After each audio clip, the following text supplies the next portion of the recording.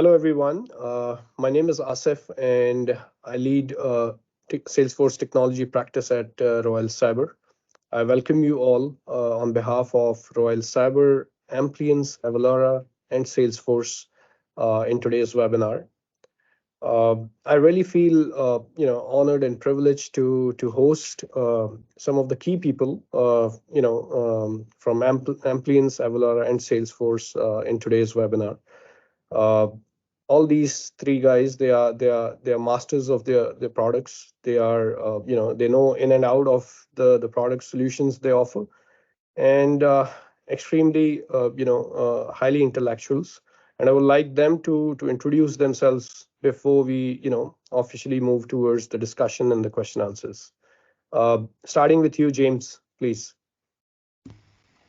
Hi, well, great to be here as ever. Always great to co-present with you guys. You're the best. And so, yeah, it's just such a friendly format here. So for anyone who's been lucky enough not to have bumped into me at some point, I'm James Sample. I'm a product management director from Salesforce. I really sort of work as the global composable commerce evangelist. My background was previously at Mobify, who were acquired by Salesforce. In the last 2.5 years or so, I've had the real privilege to be able to speak to 250 to 300 different customers and prospects across the world. And really what we're going to talk about today, I think, is kind of pull some of that information in. I've tried to really keep it to not just our product, but also kind of the real world usage of that. So real pleasure to be with everyone today. Excellent. Karen. Yeah, hi everybody. Kieran Lane. I head up the professional services team here in, or the pre-sales team here in Amplience. I've been here for 2 years, and before this, I was a Salesforce Commerce Cloud and Demandware SE. So been around the Salesforce world and Composable and e-commerce for a very, very long time. And yeah, thanks for the opportunity. It's great to see everybody. Really do love these sessions. Excellent. Adrian, please. Adrian, you're on mute. Sorry about that. Hey everyone, my name is Adrian. I am the product manager for our Salesforce integrations here at Avalara. At Avalara, we do sales tax automation. We have a tax engine that we integrate with through exposed APIs. And I've been with the company coming up on 5 years now, and I am one of the leaders in headless commerce here at Avalara. So really excited to get started with the fireside chat. Excellent. Thank you, guys. It's a pleasure for us to have all of you here in today's webinar. And so just for the audience, we as part of today's session, we are going to talk more on the composable side of the commerce and the roles of the third-party accelerators like Avalara's from the tech side, Amplience from the CMS side, and how all those merge together to provide the excellent customer experience when it comes to the composable commerce storefront. Starting with you, James, and that question will fall into everybody's bucket. That is, how do you see the composable commerce trending? I mean, it started from headless, and now everywhere you go, you hear this term composable commerce. So how do you see this composable within the e-commerce domain? Yeah, and that's a great question, and I might be I might be stealing from my own upcoming things, but I've seen a bit of a trend recently. I always look for trends in the marketplace, and like I say, I get the real honor and privilege to speak to lots and lots of people, and I learn from all these different retailers. And I think there's 2 or 3 things. I think I don't want to say composables become commoditized, but I think it's become less of a differentiator. There was definitely, are you going to be composable or not in the past? What I'm seeing right now is at least the headless aspect of it can't really go away. There are too many channels now for people to be able to just build single channel things. And I think with the proliferation of these channels, the 2 big driving forces I would see there in retail would be social commerce. That's sometimes a shock to people where they've got their website. They're like, it's really, really fast. And if I just put this generic term into Google, we're on the first page, everything's great. And it's like, so let me introduce you to the primary buying demographic that's not going anywhere near Google or your website. And they're like, what's happening? So I think that the proliferation of channels from the social commerce side, and then I am seeing, and I know, if I sort of make this prediction, everyone's going to be like, really? But I know we've been saying seamless omnichannel or some variation on that's been coming for a long, long time. But I see a couple of reasons why I think that might happen. One is after COVID, a lot of people who've been in the stores and only focused on stores were working on the website and then went back to the stores, and they were like, it turns out there's a lot we could learn from this, the website that would be nice in the store. And also there's always the problem around how do you identify people in store without a loyalty program? And I think phones are becoming the way to do that. So I think that the headless side of it can't go away. And then I think on the other side of things, I was talking about commoditization. What I'm seeing more and more from, and I think maybe Royal Cyber might really benefit from this, but what I'm seeing more and more of at the moment is people want all the benefits of headless, definitely. Most of the benefits of composable, generally. Everyone wants best in class experience, but everyone's sick to death of the complexity of it all. I think that day has passed. So not just the technical, but also the contractual, also the operational. And I think what's going to come in these next few years is this is all going to get wrapped up by like an SI. They're going to just deliver the solution, and the complexities of what's happening will all just be lost behind or obfuscated by the SI. So things like support, operational side of things like that will all be great. But the other thing is I think they're going to look for a more complete offering. I'm seeing a lot of customers now come to us and they're like, yeah, this is great. The website's great. What are you doing for in-store? What are you doing for loyalty? What are you doing for like OMS? And I think that's what you're going to end up with, which is interesting in a way, because you could argue it's kind of, it's sort of even in a way, on one side, it's even more monolithic, but at the same time, it's a very composable thing. So I know it was a long answer, and like I say, I think this is possibly my fifth wave, but I feel that's what I've seen a big trend of at the moment is this, and I that's what I think at the moment is likely to be the future of it. So it's been really interesting to see this evolve. Sure. Thank you, James, for your insights. Karen, your thoughts? I'd echo kind of everything that James sort of says. Is we have seen this movement of traditional e-commerce platforms moving at pace due to consumer sentiment, their expectations, and I think James spoke about the demographic and really going to your customer where they are. And as these platforms have matured, the teams themselves have matured. And as you say, they've taken these platforms that were kind of the one fit kind of hits everything and created this composable idea, which is taking the best of breed and really composing the best solution for your business needs. And as James sort of says, that is now truly omni-channel. And from Amplience side, we've always delivered content headlessly. So we have this concept of create once, publish everywhere. So the idea is that you can split out your content into its constituent parts and have it rendered or presented in the various heads in the best way, the best form for the right audience or for the right consumer. So whether that's on your website or your mobile app or in-store kiosk, digital signage, it is that consolidation. And I think, James, you're very right around that. People are looking for one place to kind of build all of these and orchestrate and preview and see these. And that's kind of been a mantra of Amplience for a very long time, is saying you have all of these disparate systems, which technically are fantastic and API first and really performant and scalable. And the tech teams love it. And the business teams love it, but they want to see what it's going to do and how it's going to operate and how it can work. By bringing those constituent components together in the likes of Amplience, where you can see your products, you can see your customer segments, you can see what it's going to look like on that end target device at a certain place at a certain time. I think that's the power of Composable, because it is going to be wider than just your website. Excellent. Yeah, I absolutely agree what you said, Karen. And decomposing the whole architecture, and have the best of breed available in the market to serve your customers. I think that's what I think the future looks like. Adrian, coming to you. Avalara, how Avalara decided to go towards the composable journey. To build the accelerator. Because I know that even if I see right now, when it comes to purely Salesforce B2C commerce, I think every other customer is using the SFRA cartridge, which is there, who are on SFRA. So what makes you think of moving towards the composable, when it comes to Avalara? I think for me, I think for me, it's the cascading of value from the very top to the bottom, right? I think the value that's reclaimed and captured through decoupling the front ends and the storefronts through the APIs is a pretty big deal, not just from a DevOps perspective and saving the maintenance pages, but also from a performance perspective, right? Faster page loads, 29% conversion and checkout rates are what some of the studies are finding out right now. And a lot of that really contributes to the bottom line. So From an Avalara perspective, we wanted to be one of the ISV app developers that was at the forefront of this.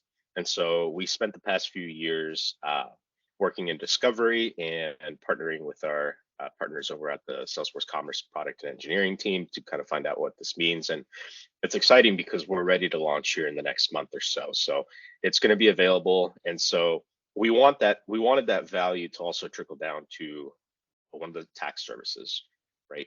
And so we wanted to be a part of that movement and be able to be decoupled as a service so that you can call us within the checkout flow whenever you need easily. And so we wanted that to be an offering of our cartridge, and we've successfully working on GA right now. And so I think there's a lot of value in having a tax service that's handled through APIs as opposed to having to use up resources that can really tie up the performance of the system, and you're able to personalize at scale too, because you're isolating in compartments as opposed to a monolith architecture, which is kind of what James had alluded to. Yeah. I think there's an excellent approach, and I believe that it actually for you guys explores more options or opens more options, I would say, because when it comes to Salesforce, it's not only B2C. Now we have B2B and D2C as part of the core platforms, right? And I can see when we are speaking with the customers, there's a lot of interest in those core side, when it comes B2B and D2C, and that's where I think this model which you just talked about, the API based model, the composable model can really makes a difference, when it comes to providing these tech services, Karen, for you also, I mean, from the CMS perspective, I believe CMS and search, they are the two kind of heavyweights, when it comes to the composable, or when I say, building up the storefront, when the customer plans for the storefronts, these are the two major efforts which requires. So what makes Amplience, think of coming into this composable market, Yeah, so we've always been in Composable. We're one of the pioneers of headless, and I think you're very right in that when you look at a website, the most noticeable parts are going to be your content, the images, the videos. They're often the slowest to load if you're not using the right technology. We try to handle that. For Salesforce in particular, we've been a long-standing partner since we've had customers that have been using us together with Site Genesis and SFRA for since 2012, possibly even earlier. But we've always been headless. And as Salesforce has moved and with the acquisition of Mobify, we were a partner of Mobify actually before the acquisition. It was a fantastic synergy between what we were doing elsewhere and now with Salesforce, bringing all of the value of composable and headless to one of the best e-com platforms in the world. And what we did was we took the PWA kit, the reference architecture, and we built in and infused Amplience into that. Because when we spoke to customers, we spoke to partners such as Royal Cyber, we'd often get asked, how is this going to work with Salesforce? And the best way that we could do it is to show. So we've taken the storefront or the PWA kit, and we've created a starter kit, which takes all the best of components, banners, scheduling, certain DXO capabilities, and brought it to life, but again, using the core principles of PWA kit. And we're then able to give it to customers to use and partners to use, such as Royal Cyber, where you've really elevated and taken it even further. And we have quite a number of customers that are live. So it was really, really natural that we'd go down the route of composable storefront. Excellent. Yeah, that's 100%. I agree with you. And we as a partners, we are trying to work as many ISV vendors, like Amplience, like Avalara, to bring those accelerators in front of the customers on the table to see how they get fit in within the composable architecture of Salesforce. And we are talking about customers, James, and you speak with customers every day. I mean, I know you've been very closely working with customers. How do you see, since the launch of official launch of, I would say, the Composable Commerce as a package, where Salesforce introduced the PWA kit, Salesforce introduced the MRT, right, the storefront from login to checkout functionality. How do you see the acceptance from the customers, especially the ones who are on site, Jan? It's a great question. Look, we sort of released. So we did release. Look, so once Mobify was bought, there was a kind of bit of a quiet, and everyone was like, what is going on here, right? And obviously Salesforce at that point had been pretty pushing against Composable for a lot of reasons. I'm very happy to talk those through. It's not as much of a 180 as you might think when you look at our current stance.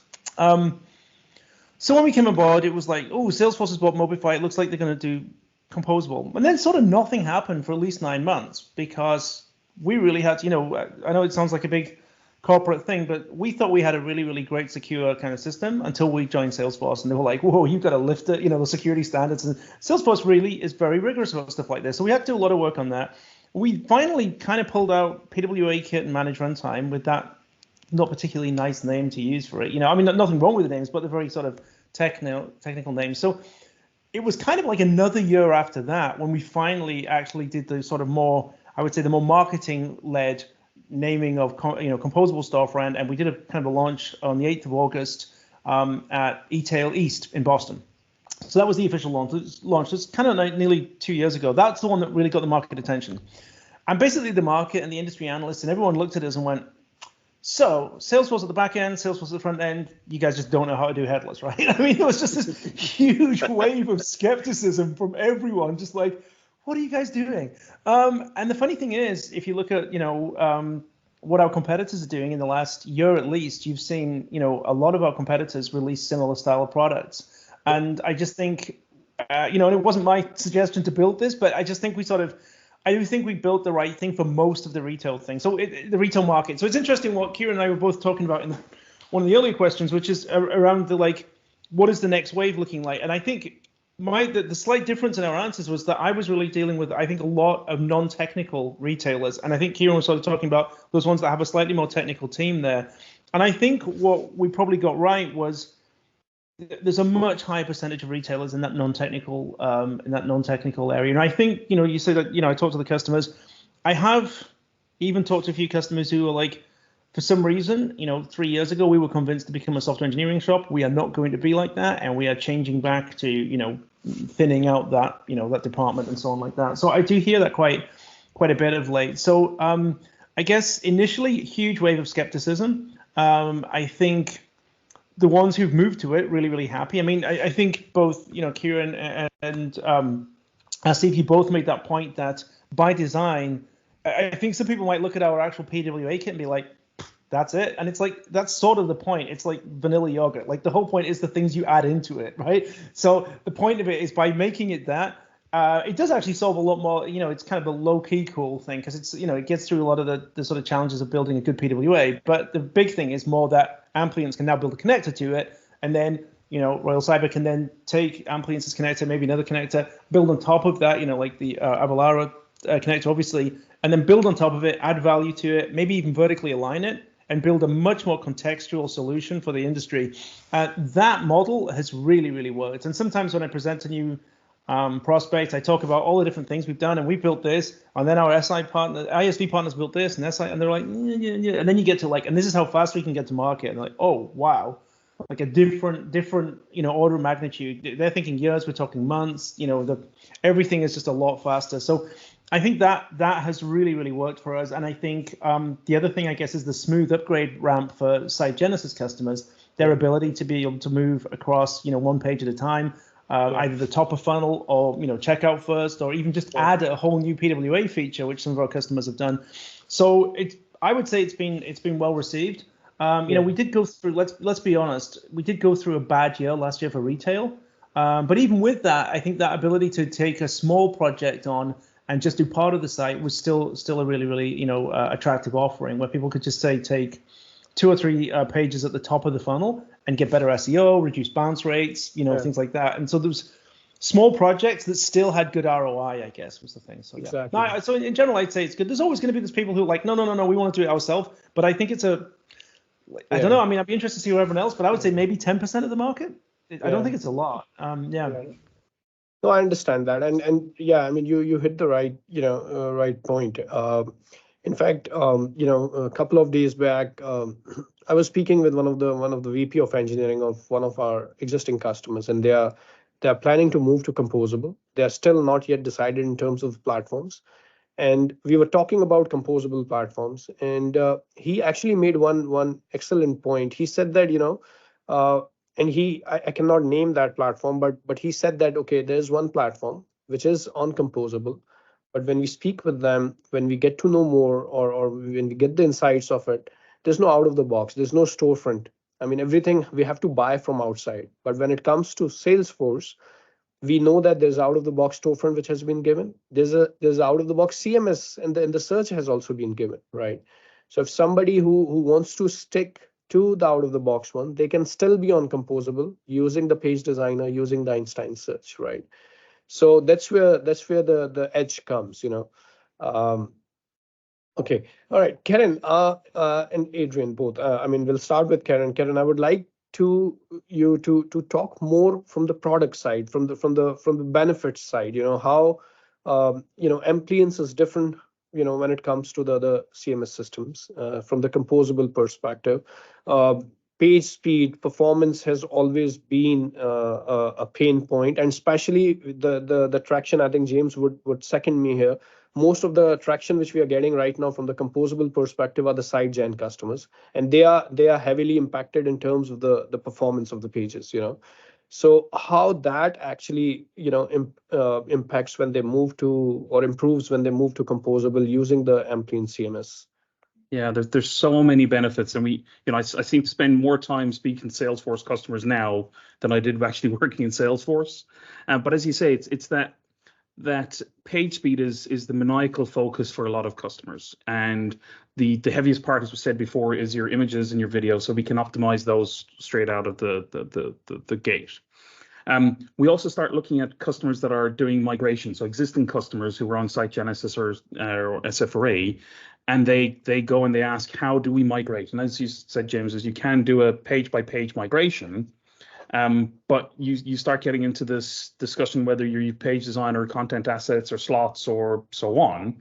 Using the like of Amplience, you've immediately moved all the media, but we also then have integrations with SFRA and Site Genesis. So you can start building out your forms, you can start building out your content that will work with your existing estate and help you move across to Composable Storefront. So it becomes an accelerator that you, as you say, James, is the business teams need that comfort of the tooling that they're going to use now with the site that they trust going forward into the future. So you're de-risking it. So there's a huge benefit in that case. We then also start building in processes like localization, translations, collaborative working across teams, advanced scheduling capabilities.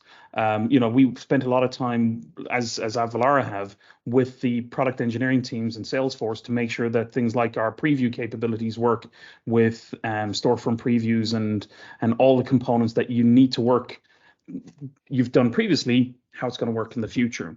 So really gains in speed and performance, being able to use translation services, AI, which I'm sure we'll talk about at some point, is kind of creeping in. It's really moving the mark with allowing customers to do more with less.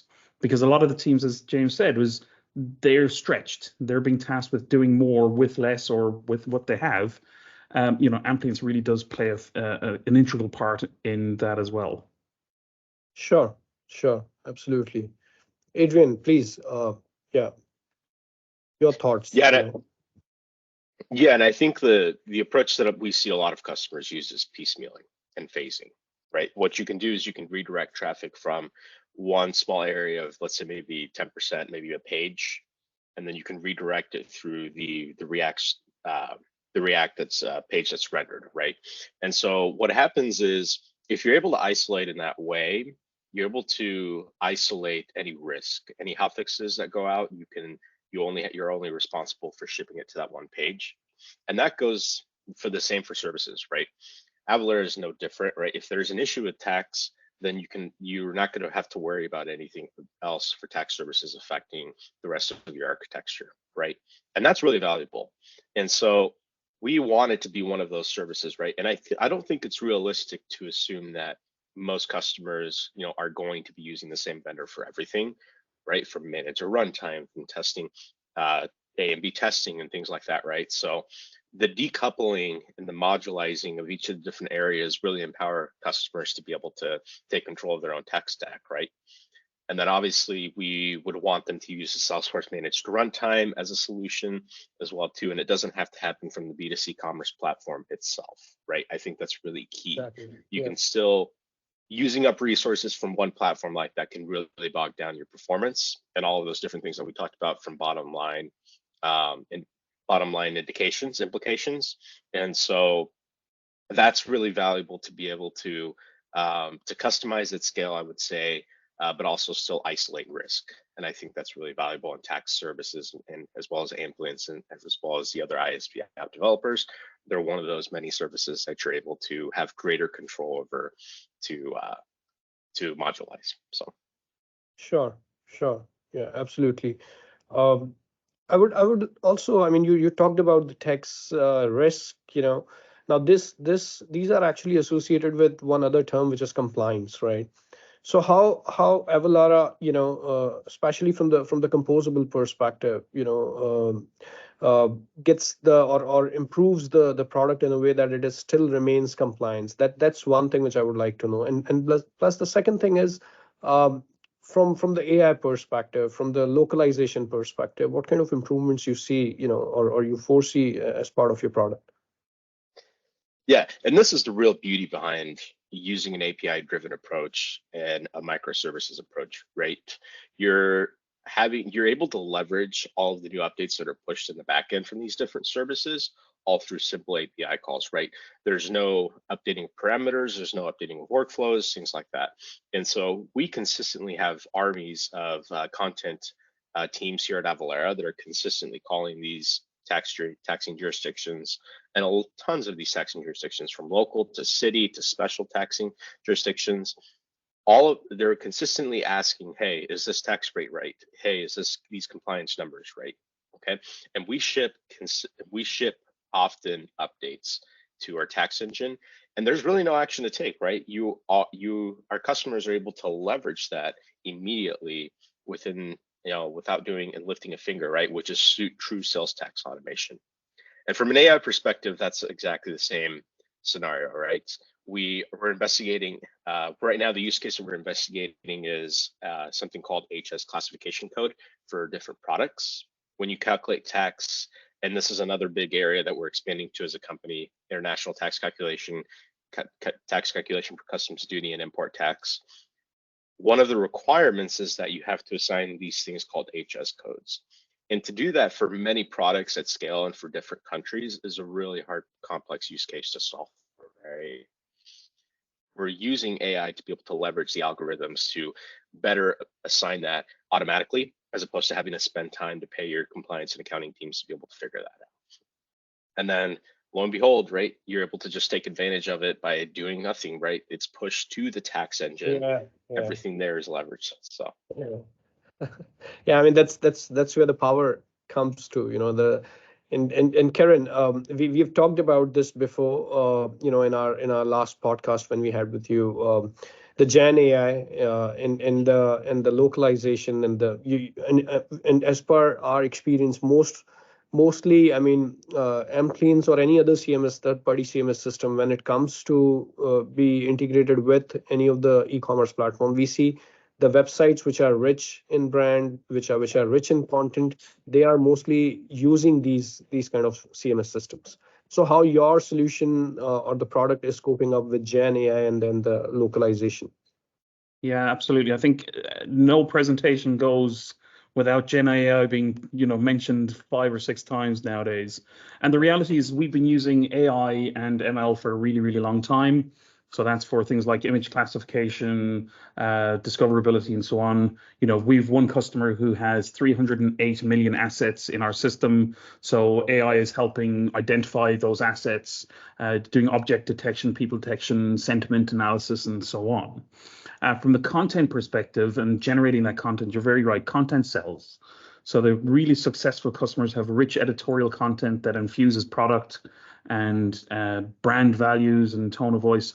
And kind of taking a look slightly more operationally, there's certain things that are becoming more, you spoke about compliance, things like ADA compliance or EAA compliance that's coming where, customers and websites are being forced to take a considered approach around accessibility and making sure that things like images that are on a site are correctly described. Now, we have things like our text generator, so we take that as a click of a button. We spoke to one customer who is using it, and they said this is taking us 10 seconds or saving us 10 seconds for every image that we do. We're doing thousands a day. So they're seeing in aggregate huge savings in just one click of a button of describing an asset. Yeah. We then have things like SEO metadata, being able to review an article or content that you've created and being able to summarize it in a SEO compliant or friendly way. But then when we start looking at, AI and generative AI in particular, is yes, there's lots of external third-party AIs that are out there, the chat GPTs and the likes, and anybody can do this, but it's fraught with kind of challenges and some things you need to be aware of. So, for example, if you create a prompt and you put it into ChatGPT or Claude or something else, and I do it, the output that you will get may be slightly different from us. So we infuse it into the platform. We use services like ChatGPT, Claude, a number of others. We use about 20 different services. We use the right AI for the right place at the right time for the right task. It's all tracked, it's all traced. From a billing perspective, again, it's all built into Amplience as well. But it gives you the ability to use these services in a consistent and concise manner, taking into account with our studios that are coming in June, things like brand tone, brand voice, values, what to say, what not to say. And we spoke with one customer who we did a cost analysis where creating one blog article was costing about $1,000 between generating the content, the review, and we can take that generation down to minutes. So, very, very cheap. Yeah. Absolutely. Yeah. And thank you, Karen. Yeah. I think that was the insight we were looking for, actually. James, since the inception of the packaged product of Salesforce B2C Composable Commerce, there are still areas where when we attend the webinars from Salesforce or the conferences, they are talked about areas which actually are also the areas which customer also like to know more. For example, we talked about SEO, when it comes to Composable, there's caching, there's logging, and then, what is being rolled out as part of the Gen AI when it comes to Composable, or even, from the B2C commerce perspective. What are your thoughts on these areas, in terms of how Salesforce is on the role of, improving and enhancing and rolling out these, features? Yeah, it's a fine line in a way, because on one side, obviously there's a kind of pull to sort of like, can you get to parity? And honestly, should I say this? SFRA never really hit parity with Site Genesis. So there's an element of that. I don't know if I should say that, but yeah, there's an element of that. So part of it is doing that, but like, it is a different tool to be used a different way. One example of that is, as use cases become more specific, we're less likely to build up more of a toolkit internally and more likely to look to our SI partners to build up those real contextual, vertically aligned packages, right? So I think that's an example of that. So yes, there's a couple of areas. We really are very, very close now in terms of, with people moving from SFRA across to Composable. There are a couple of things, like you say, that we're still working on, like SEO. It's not the SEO itself, it's the SEO management, obviously, that you could do in SFRA. But at the same time, we do have to strike a balance between that and innovation. And as you say, obviously the big innovations right now are in generative AI. I think you'd have to be living under a rock to not realize that Salesforce is doing a lot with generative AI at the moment. But yeah, it is a big thing. And Salesforce has always started with the point of view of trust and the idea that, your customer data is not ours. It's not our product. It's nothing that we can touch and nothing that we're going to be, selling on. So you have that safety and trust around the data, and then this ability to sort of wall off that data when it comes to making these generative AI requests, so that you can pull in sometimes open data, but generally from very specific sources. And then we filter out things like toxicity and hallucinations and all of those kind of things that you need to do to have, like, we're not talking about ChatGPT. Hey, this is kind of an amusing thing. I asked for a cake recipe and hey, guess what? They put this in, but who cares? This is stuff that you might be making very big, important business decisions with, right? So that we really make a point of that validity of the data, and obviously the idea that that data that you are putting into this isn't going out into the wide world. So I think ultimately on that point, there's a big starting point from there, and one of the things that we're using to do that is data cloud, because one of the things that you will find if you go to a lot of companies is, why don't you use this generative AI? Because, this data's in this thing. These guys over in this part of the building, they knew how to get their data and they put it into a great big thing. And then these guys over here, and then some of this stuff over here is in like Excel, and then some stuff is still in emails, and this guy's got some stuff he printed out and put under the mattress. I mean, it's just a mess, right? And so what we've been doing is using data cloud. You don't need to take things out of that. We just simply connect to your existing data sources and then use that. So in real time, we're pulling it in and transforming it and use a common model to be able to pull all this together. So what I love about this is we're actually solving the problem rather than going, hey, when you guys are ready, we've got this generative AI. We're like, well, what's the reason that you're not doing that? Oh, it's the fact your data's in the wrong place. Okay, let's bring it together first and solve that problem. Then you can use it. So to kind of go back to some, like a couple of very specific examples related to commerce from a customer-facing point of view, shopper-facing point of view. We we have our Einstein Copilot for commerce. Which is a conversational way of interacting with the business. And I think one of the things that I like about this is I often go back to, like, what would be the ideal buying solution? What would be your perfect buying solution? And I always go back to, like, imagine there was somebody who lived really close by to you, who was like ran a shop that had pretty much everything, and you were a local customer because you could just walk there. And from that, he knew everything about your preferences, and they knew everything about your preferences, and they also knew everything about the products they had. It's like a perfect buying, situation. As you move away from that, everything gets like less personal and less, tailored to you. And excuse me, if you think about that, if you think about going into a shop, most shops you would either say, hey, I want to buy something, or I need to return something. It's like the same person, and you obviously go to a website, it's very different parts of it. So what we're finding now is this ability to interact through a conversational UI, just like through WhatsApp, and just say, hey, I'm looking for this product, or hey, where's my order? Like, and you don't even have to, as long as you sort of logged in and stuff like that, and they know who you are, you don't even have to say, order numbers or anything like that. You're like, where's the order? And they think, oh yeah, okay, you've still got an order outstanding. Here it is. It's going to be, and so you can get this kind of ability to converse with them, and you can ask, hey, I'm, much more contextual questions, which I think is going to be, again, part of the next way of interacting from commerce, is just that kind of, hey, I've got, I'm going out for a picnic in a few days, and I've got, 6 people coming, and then there's this allergies, and what can I get for, I don't know, £100, something like that, £50, whatever, and it just fills this all for you and does all this work for you. So just a very, very different way of doing it. So that's, being powered by generative AI. On the other side of it, and I think Kieran was maybe touching on this, one of the things you often find in a lot of anything kind of React based, when you're working with any kind of WYSIWYG drag and drop designer tool, you basically have to pre-build all the components that can be dragged and dropped. So if the content manager gets to a point where they need a different component that isn't there, you go back to the old thing of they then have to go and talk to the tech department. The developer has to build that and send it through to them.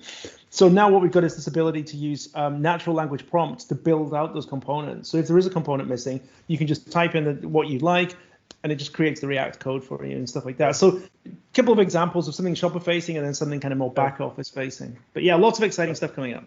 Sure, excellent, good to hear. And actually, before we wrap up, there are two things. But James, one thing which I would like you to please, I mean, we have talked about this before as well, but lot of customers who still would like to know self from Salesforce and no other than James, that how, I mean, what are the the best and the safest and the risk-free way, if any customers on SiteGenesis who's hearing this webinar, who's watching us, listening to us, what is the best possible way, safest way, risk-free way, cost-effective way they start or they can kick off their composable journey from SiteGen or even on a Safari? Yeah, no, it's a great question. And look, there is no one size fits all, but there's 2 or 3 things that I think are really important. The first thing is absolutely make sure you have your your business goals set up there, and everyone's agreed on those business goals. And ideally, those business goals are incredibly measurable, so that afterwards, 2 years later, you can come back and say, these are the goals that we hit. Because I've been to companies where they're like, somebody just loved Composable, and then later on they left, and now everyone else is like, why did we do this? And no one can come back to any kind of actual sort of evidence to say, well, there's any point of doing it. So firstly, definitely do that. I think that's really, really important, because that in turn may drive the next step, which is how are the implementation details. I'm very much, when I'm advising customers, I tend to go for a risk minimization thing. I think that's the only way I can advise people safely. And so generally, for a lot of customers, I will advise more of a phased rollout, using the hybrid approach, so doing parts at a time. Nevertheless, if one of the things is that they need to be live by a specific time, it might be faster to just do the whole thing in one go. So I think once that's established, I think, I do see some companies say we're going to do this in-house and stuff like that, but I really think the complexity of this is underestimated. So I would definitely go to a company that has a good track record in this area. We have partners for a reason. We advocate for our partner companies that are, in our ecosystem, and we do that for a reason, because we don't want we want happy customers here. And it can be a big, scary world out there building these composable sites. It's not that in principle it's that difficult. It's just that the demands of an e-commerce website are very, very high. You want absolutely huge amounts of performance, but at the same time, you're pulling a massive amount of data back and forth. And so I just say, go with established companies that have a good track record that Salesforce is working with. That would be my way to do this, and that absolutely minimizes the risk. Excellent. Yep, 100%. And Karen, Adrian, last question for both of you. I mean, how do you see the role of partners? I mean, partners like Royal Sabre, the SIs, who are still working on the accelerators and trying to build them and have them as part of the composable model. What improvements or enhancements you would recommend from your side, or the role of partners, when you see this in the whole ecosystem? Yeah, I think we couldn't do it without you. Genuinely, we have to, a huge amount of thanks to yourselves for taking what we see, what Salesforce sees, and putting it together. Because as James had said as well, is that you deal with a customer, you're on the front line with them. I think the other key thing that we see with successful composable projects is organizing and how their teams are going to operate. And that's what you bring. If you can continue to enhance the accelerators, to give us use cases of how customers are using the technology, whether it fits, whether it doesn't fit, how it can be improved, that's really all that we ask. And having that feedback loop that we work in lockstep with yourselves really has led to some really successful, exciting projects. So just huge thanks, and continue what you're doing. Thank you, Karen. Thank you for your appreciation. Thank you, Adrian. Please. Yeah, here at Avalara, we have a culture that really values our partnership, and SI partnerships are no different. We want to show that we're taking them seriously. This is why we want to talk in these webinars. We want to talk about accelerators and enablement sessions. And Kieran has talked about this as well. Feedback. I think feedback for us is the biggest thing. We recognize that we're not going to launch the perfect product the initial first time, right? There's a lot of agile development that goes into place. We hear things, we adjust based off the end user experience. All right. Sorry, can you hear me? No, we can hear you. We can hear you now, Adrian. Oh, okay, awesome. Yeah, they're just wrapping up there anyways. So. All right. Thank you, Adrian. And wrapping up now, I would like to thank you, all of you, for taking time today.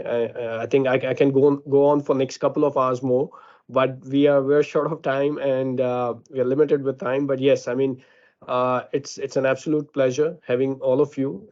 And Karen, we had it before. James, we had it multiple times. But yes, I mean, we'll look forward having more in the future. I'll just open up the forum for the questions, and we'll see what questions we have, so that we can answer a few questions. Okay,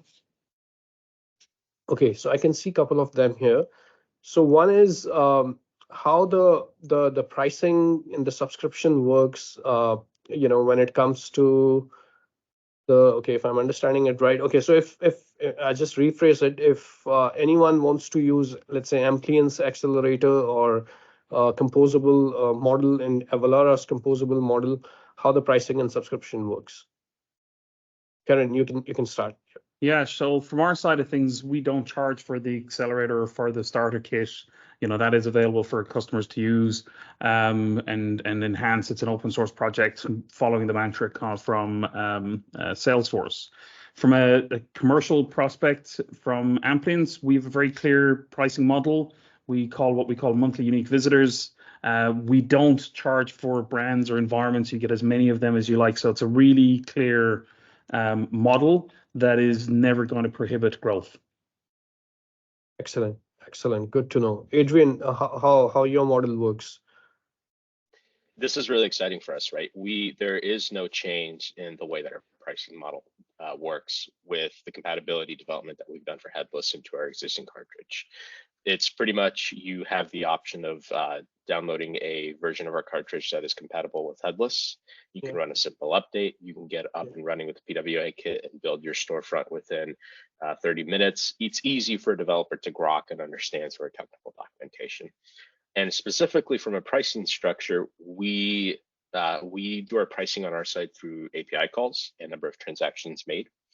And so we offer it in tiers, and our lowest price offering starts at about $1,600 annually. And so there's a small connector fee, which is associated with the cartridge, but it's relatively small.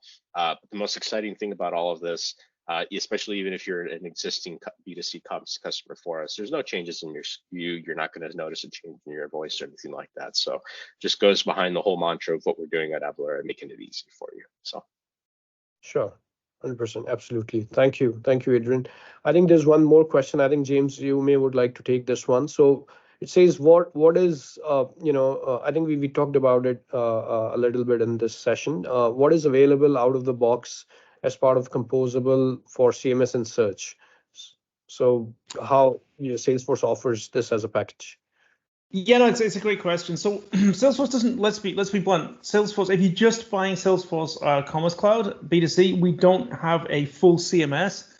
This might be like splitting hairs here, but Kieran is from a CMS company.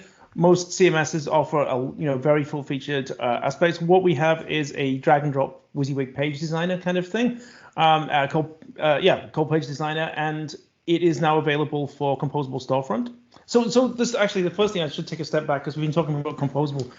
The first thing is that you have a license to use one of three types of storefront, or in fact, multiple of these types of storefront with Salesforce Commerce Cloud. You can use our SFRA solution, the templated-based solution. You can use our Composable Storefront. You can build complete custom heads on top of this, and you can make this choice on a per use case basis. So some of our customers do, in fact, use different types for different solutions at different times, and sometimes they'll have multiple of these different types of storefronts connected to the same Salesforce Commerce backend. So I think that's kind of an important thing to first grasp. So, and you have to understand from a Salesforce point of view, from a customer base, when we first started going with the composable approach, we really assumed everyone was going to go with third-party CMSs, but actually we tend to find some customers want to go fully composable, and some customers just want to get really the latest storefront from Salesforce, and more or less, technically it's a headless architecture because they're, the composable storefront talks to the backend through APIs, but really they're mostly using just all of our tools. And, some of them might have even made an investment on SFRA with Page Designer from a skill point of view, from where to put the content. So that is there and available. So if you want, what I would say out of the box is that if you have a content manager for your site, they will be able to manage the content in your site without you having to get your developers out. So that's a good side of things. From a search point of view, we have a search from, talking to the industry analysts that said it's as good as any other search from any other commerce company. So we do have a search that's available. It includes things like Einstein recommendations. So that is available out of the box. It's now available through APIs inside your composable storefront. And of course, one of the things we've made a change on recently is the ability to do completely custom APIs as well. So that's what we've really spent a lot of time working on there. So that functionality is available. So we have a great search. Some companies do tend to go with third-party searches. One of the big reasons would be, I guess, if you have a lot of SKUs, like 10 million plus SKUs, you talk about sometimes some of the American hardware stores and things like that have just, like 50 million SKUs and stuff. So if you have that, or if you have maybe a very, very big site of which your transactional part is only a small part of it, and you want to search across everything equally, sometimes it's good to go with search vendors for that. But again, it's not something we often have a lot of involvement in. Like I say, I tend to find that customers will either just use our stuff or they'll go with third party, and it's we don't really have a big sway on that. But yeah, basically, I think the important thing is out of the box, we have a full-featured commerce experience for our composable storefront. So you don't have to use a third-party tool if you don't want to, but there's usually compelling reasons for some customers to do that. Sure, absolutely. Yeah, I certainly agree with what you just said. And we've been speaking with a lot of customers, and yeah, I mean, every customer comes with their own business requirements, and based on that, they pick and choose. The best thing is they have the whole platter open in front of them, whichever they want to pick, and something which comes out of the box is always an advantage. Thank you, guys. I really appreciate your time and effort for today's session. And we'll look forward connecting with you in the future as well. For the audience, all the participants, all the registrants who's been the part of today's session, our Royal Cyber and Amplience and Adrian's, Avalara's, representatives would be reaching out to you in terms of anything, which you want to discuss, from the CMS perspective, from the tax, and overall from the commerce perspective. We are all there to help and support. From the Royal Cyber side, we offer, the 2 weeks free discovery session, which comes with the assessment of your existing, technology stack. If it is Salesforce, then yes, we do both B2C commerce, B2B, D2C, as well as the CRM. And we try to address any of your existing challenges and provide recommendations as part of that 2 weeks discovery phase. So our representatives would be reaching out to you for the next steps from here. So thank you, everyone. Thank you for joining this webinar, and we'll look forward connecting in the future. Thank you. Take care. Bye-bye. Thanks, everyone. Thank you.